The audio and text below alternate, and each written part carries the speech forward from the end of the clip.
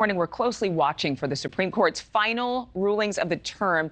It's on all of the papers this morning. In a major decision ending affirmative action, the justices ruled that race cannot be considered during the admissions process. Now the nation's highest court will announce its rulings on President Biden's student loan forgiveness plan. Tens of millions of Americans eagerly awaiting that decision. Tom Dempsey live for us outside the Supreme Court with more. Good morning, Tom.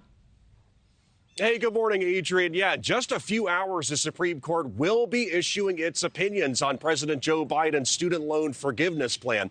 Over 40 million Americans will be impacted by this opinion. But regardless of which way the high court goes, payments on those student loans will resume this upcoming fall.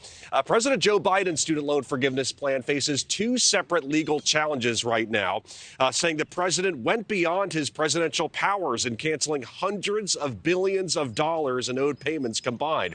6 Republican state attorneys general also say the plan would cause financial harm to the states due to lost revenue. The plan would offer up to $20,000 in debt relief if a borrower makes less than $125,000 a year.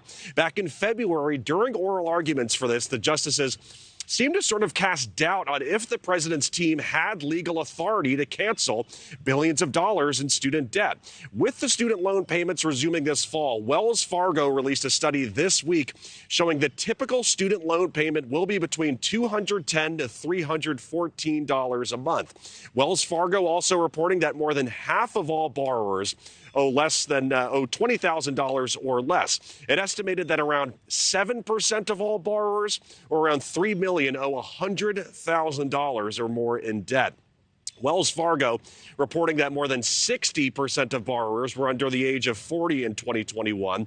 And people who finished college during the pandemic will see some of the biggest changes, as they have never had to make a student loan payment until later this year. So a lot to watch out for here today outside the Supreme Court building. Moving forward, if you happen to owe student loan payments, interest will start being accrued this upcoming September, while payments will be restarting this upcoming October. Thank you for watching. Go to newsnationnow.com to find NewsNation on your television provider. And don't forget to click the red subscribe button below to get more of NewsNation's fact-driven, unbiased coverage.